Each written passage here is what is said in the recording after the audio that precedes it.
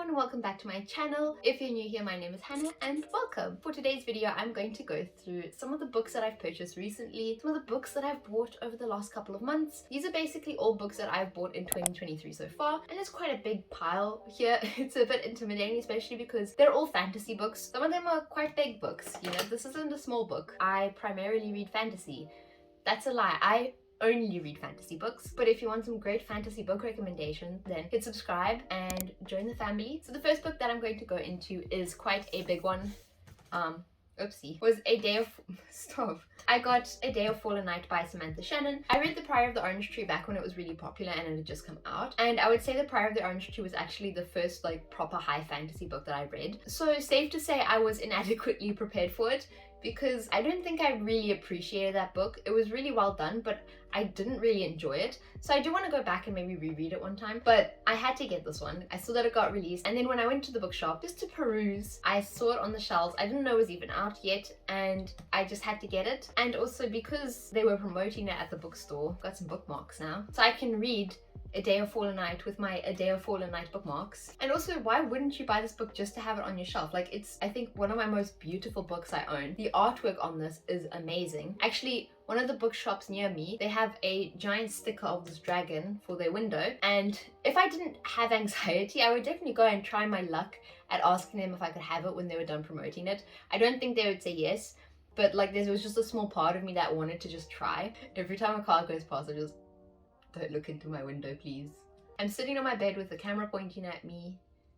It doesn't look the best, and I just hope that none of them can see through the bush in front of my window. Warning here, I haven't read these books, so when I'm explaining what's in these books, take it with a pinch of salt, because I don't know how to properly explain a book that I haven't read. Because for me, I don't like reading the back of the books, so I was just reading some Goodread synopses and hoping that's going to get me through this, because I really don't like spoiling myself, and for me even just reading the back here is a spoiler, so just keep that in mind when I'm explaining these books. So A Day of Fallen Night is set in the same universe as The Priory of the Orange Tree. I don't know how many years it happens before The Priory of the Orange Tree, but it does take place before, but you can read the books in whatever order you want to read them in. Obviously I read The Priory of the Orange Tree first because it came out first, but it doesn't really matter which order you read it in. It depends on your personal preference. If you prefer reading things in chronological order or publishing order, it's up to you. So this book follows 4 women, and basically there's this major event that happens in the world, and the world just, stuff starts happening. There's lots of violence, there's lots of terror, things are going horribly, the world's basically ending. It's like end of the world vibes, and we follow them as they try and protect mankind and humanity. If you like reading the back, then just read the back for this book, because I don't think I'm adequately equipped to explain what this book is about. I'm just gonna go into this and just read it and enjoy it.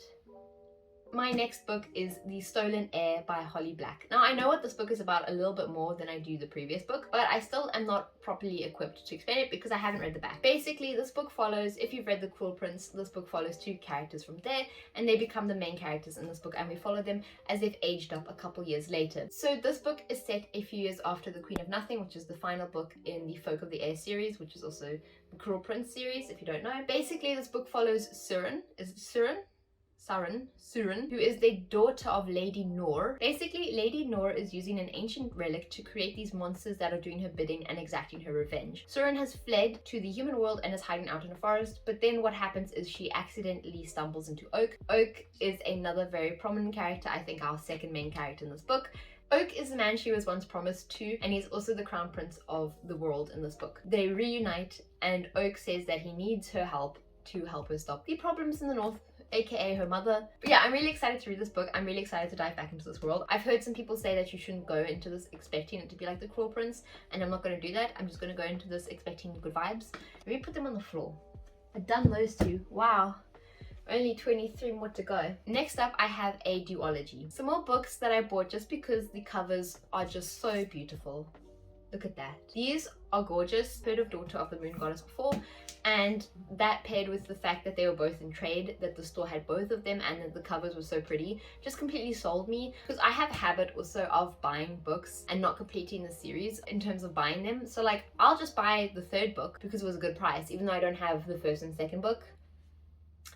I maybe shouldn't do that because then I have to hunt for the 1st book, but this time I didn't. This time I got the whole series in one go. So I'm very excited to read these. I think that this is a fantasy romance series as well, so I always love a bit of romance sprinkled into my fantasy. It's the best romance. Romance books don't do it for me. They have to be fantasy romance, and then that's when they're really good. When I was researching these books on Goodreads for this video, I actually didn't know that they had such good reviews on Goodreads, so I was a bit surprised because I just sometimes think that when I hear books recommended on TikTok that they're not going to be the best books, but these had pretty good reviews, so I'm curious to see if I actually enjoy them. I'm sorry in advance if I'm pronouncing this name wrong. I'm trying my absolute best. This book follows Xinying, a young woman who grew up on the moon in solitude after her mother was banished there. She was banished because she stole the celestial emperor's elixir of immortality. Basically, this book starts with her having to flee her home on the moon because her magic accidentally flares and she is revealed to the celestial emperor and she has to run for her safety. Xinying then travels to the celestial kingdom where she disguises her identity and seizes the opportunity to train alongside the emperor's son,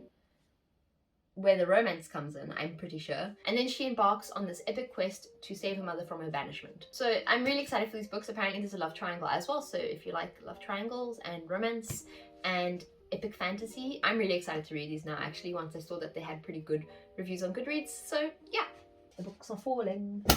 Whee! Whee! My pile! Next up, another book I'm sure a lot of us know about. It's These Violent Delights by Chloe Gong. I realized that I didn't say the author's name from the last book. I haven't read a book by Chloe Gong before, and I'm actually really curious to see if I'll like her books because obviously this book is very popular. A lot of people have spoken about this book. I haven't read any of her books, and I feel like she has released a lot of books over the past couple of years. Like, I feel like she's pumping them out. So I do want to try out Chloe Gong's books and see if I like them or not. And basically that's why I got this. I had a voucher and I wanted to spend it. So I was just like, what book should I most likely get? And I thought this is one that I should get. Just to hop on the train of having read this, because I'm easily influenced by other people. So These Violent Delights is basically a young adult historical fantasy novel, which is basically a retelling of Romeo and Juliet. So this novel is set in 1920 Shanghai, and it follows the two heirs of two rival gangs, Roma and Juliet.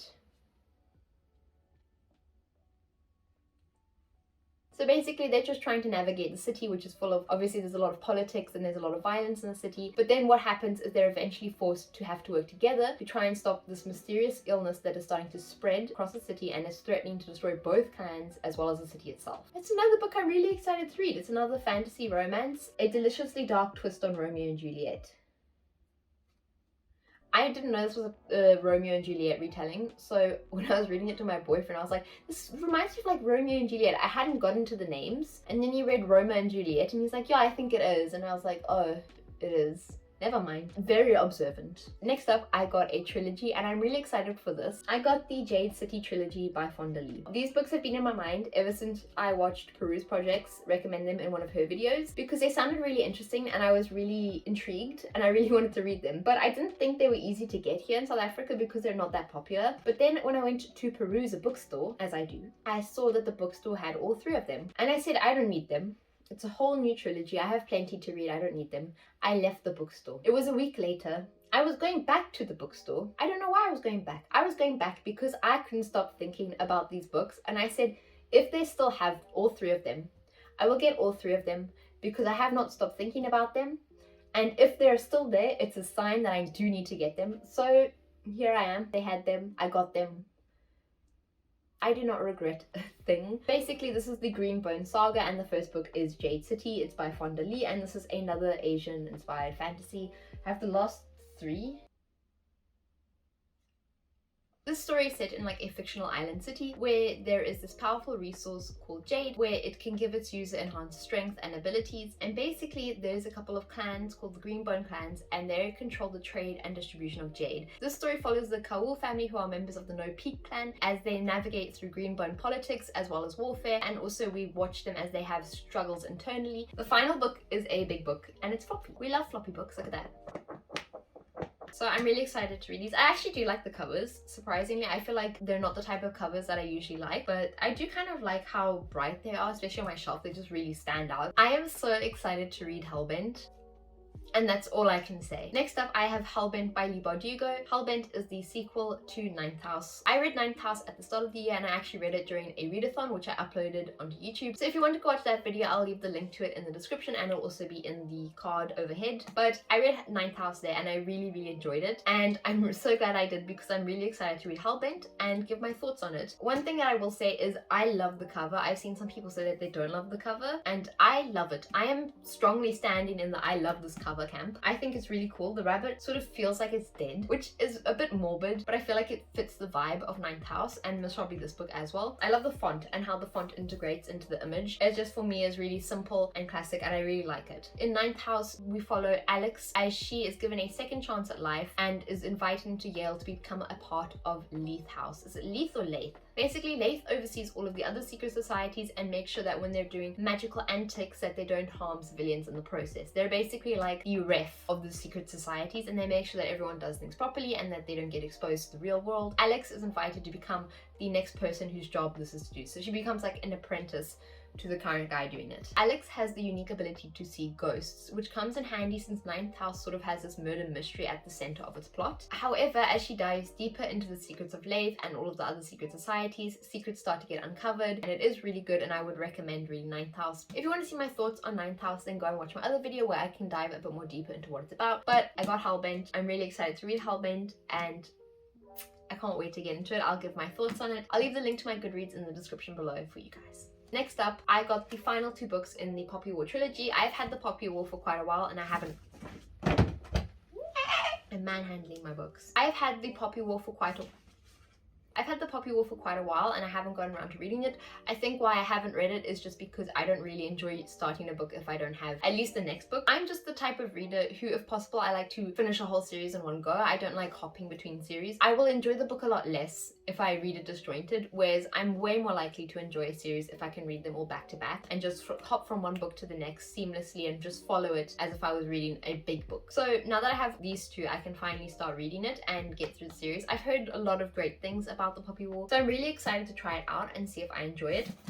It's not even funny, I've dropped it 3 times now. The Poppy War is a grimdark fantasy set in an alternate version of China that is inspired by the Second Sino-Japanese War. And it also has an atmosphere that is inspired by the Song Dynasty. Basically, these books follow the story of Rin, who is a war orphan who has set her heart on passing the empire-wide placement test so that she can be accepted into a prestigious military school in an attempt to escape her arranged marriage. These books, I've heard, really do check the trigger warnings before you read them. They're very gruesome and they're very violent. Next up, I have The Atlas Paradox by Olivia Blake. Now, I read The Atlas 6 when it was on every single TikTok, when it was making its rounds. I read it for a readathon, which I really enjoyed. Obviously, I didn't completely love it. It did hook me enough that I do really want to read the second book. I just found that the writing could be quite academically challenging sometimes, and I think a lot of people found that it was a bit redundant. Redundant was just like, what is this, a specific word when someone's trying to sound really smart. Basically, for me, The Atlas 6 was quite boring for the first half, and then there was a big twist at the end, which I really enjoyed, and I just want to see how that plays out, which is why I really wanted to read The Atlas Paradox. I'm very curious plot-wise, basically, which is why I picked up this book and why I bought it. I want to see how the plot develops, because I think it has really great potential to be very interesting and a very fun read. So this is the sequel to The Atlas 6 by Olivia Blake. Basically, The Atlas 6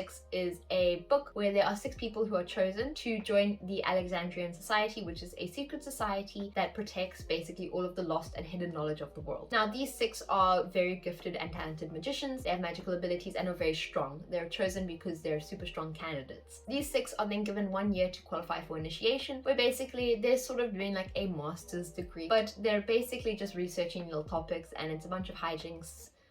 And then it's sort of revealed that actually only 5 of them will make it. So it becomes a bit more competitive, a bit of like a Survivor situation, but dark academia Survivor. Another trilogy. These books were recommended to me by a friend. These 2, my boyfriend actually got me for our anniversary. And then this one I just recently got, so that I have the whole trilogy and I can actually finally start it. So this is A Deadly Education, or the Scholarman's trilogy by Naomi Novik. I haven't read any of Naomi Novik's books, so I'm really excited to read this trilogy and see what my thoughts are on it. A Deadly Education is set at the Scholarman's, which is a school. It's a school for the magically gifted, and it's a school where failure means certain death. The book follows a young woman named Elle who has an affinity for a dark magic. She possesses a danger to her fellow classmates, and this gains her a bit bit of a reputation among them. But despite this, she actually forms an alliance with the school hero, our golden boy named Orion. Al must navigate the school's politics as well as the dangerous monsters that haunt the hallways, all while deciding whether to use her power for good or succumb to the dark magic that threatens to consume her. I like the color green on this one, and they do look quite pretty on the shelves. I feel like the spines are very pretty as well. Next up, I have Skyward by Brandon Sanderson. I have Starsight and I have Cytonic on my shelf already.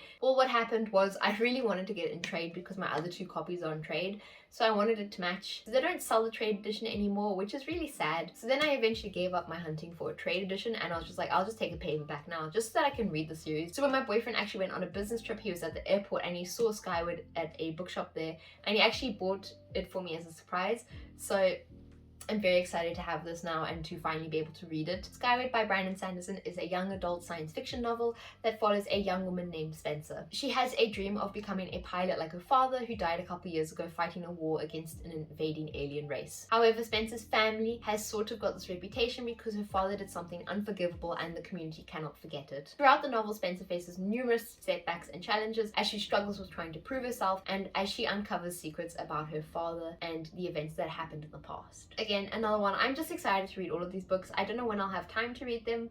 My tower is getting taller. I got these books a couple months ago, but I thought I might as well just shove them in here. I went to a secondhand bookshop. That day luck was really on my side because I found all of these books. I have the first book already, so this was perfect because it literally finished the whole series for me, and it wasn't expensive either. I think it got less than $10 for all of these, which is really, really good. Basically, this is the Lightbringer series by Brent Weeks. I don't have the first book with me here because I already had the first book from a couple years ago, but I finally finished off the series now. Basically, these books I was watching Peruse Project again, and she recommended them, so you know they've been in my mind since then. And to get them at a second-hand shop was such cheap, and they're in really good condition as well. I was more than happy. Look at this. This one's like almost brand new. I don't even know if this book's been read. I mean, it has a little damage on its spine, but like the front part here, the pages are really in good condition. This isn't the first book in the series, but the first book in the series is called The Black Prism. I'm just holding this one so you can see it while I chat about it. But basically, there's this emperor. He's the most powerful man in the world, and he is dying, and he realizes he has a son in a faraway kingdom, but the fact that he has a son is very dangerous and it has to be a secret, so he has to decide how he's going to protect the secret and how he's going to protect his son. And it sounds really good. I haven't read it, so I can't tell you if it's good or not, but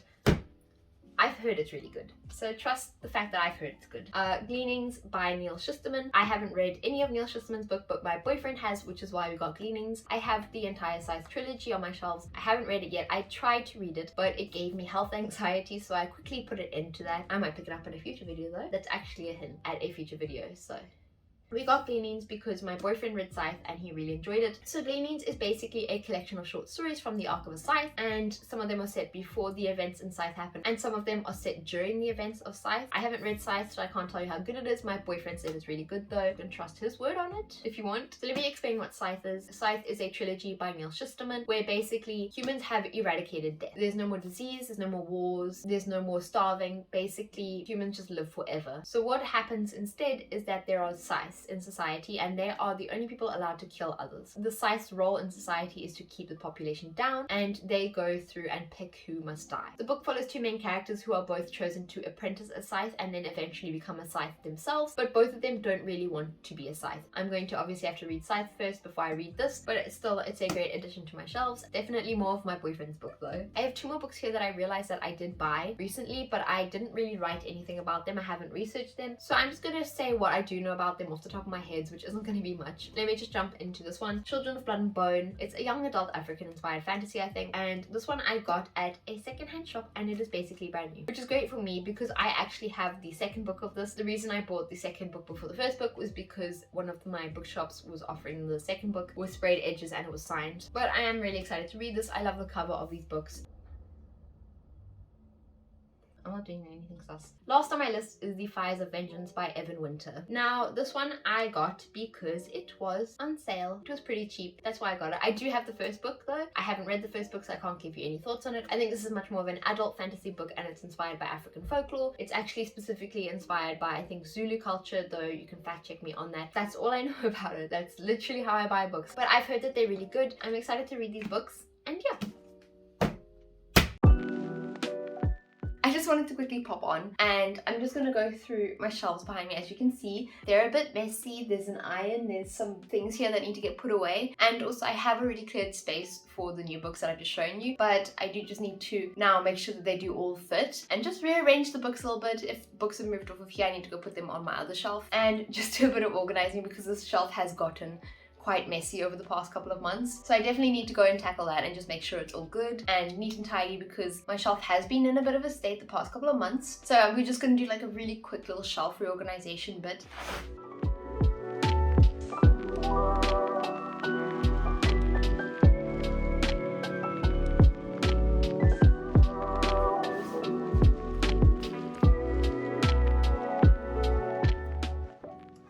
It's about making space. I'm gonna go like this. I'm gonna put the rest of the poppy wall with itself, and those all fit in that shelf. I'm gonna swap the Palini. Oh, oopsie. Sorry, there's leaves dropping because I haven't watered my plant. Jade City on the shelf. Oh, but I need to make space for Skyward as well. Ooh, I hate doing this. See, I've got Skyward, but this shelf like fits everything perfectly.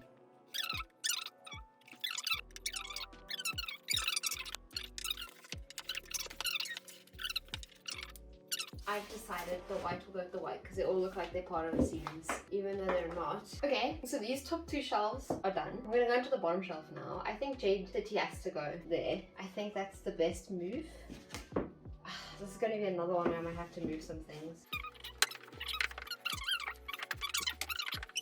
Okay, that looks good. The shelf is also done.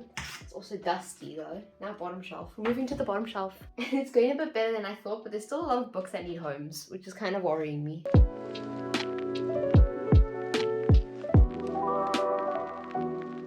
So I have to try to find a home for all of these books. I know where these ones go. These ones I thought can go at the bottom because I have the first one at the bottom there. So I'll put these ones at the bottom so long.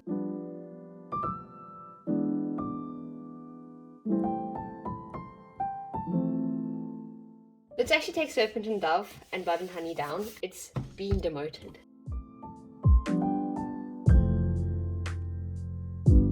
There we go. It's looking good. Sheathe it again. Oh, wow. Look at that. I think this one should definitely be down here because the sequel is, and the sequel actually is, sorry, the sequel's got sprayed edges and it's also signed. Yeah, it's signed. So I'm going to keep those two together down there. I think Blood and Honey is actually going to have to come off the shelf. I've read the first one of Serpent and Dove and it was alright. Oh, bless. But there's a problem. Let me take these two. Put the push. So you guys can also. So these are going to be the 3 books that come out. And I'm going to go put them on another shelf. I do just want to show you guys this. We've been needing to fill up our walls with some stuff. I can't talk and do this at the same time. Basically, last weekend, me and my boyfriend, we went to Comic-Con. It was an experience. I don't know if it was an experience that we enjoyed per se, but there was a lot of art stalls there and we were browsing, just, you know, having a look, seeing if we liked anything. And there's one artist there, she's a concept artist, and I'll link her account in the description below. But we actually bought one of her prints, a really big one, as you can tell. It's a very big art print, which I'm hoping to maybe put on this wall here. It's very, very cool, and I'm going to show you guys it if I can get it out this thing without damaging. We just need to get a frame for it.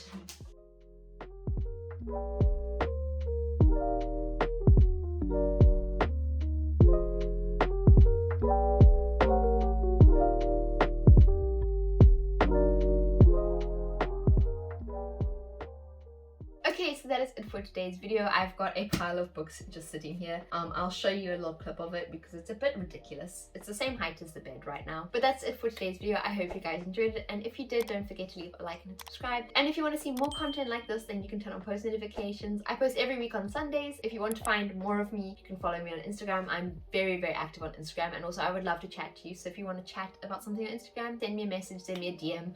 I'll be more than happy to reply and we can have a conversation. Maybe we can talk about our favorite fantasy books. My pal's gonna fall over. Why?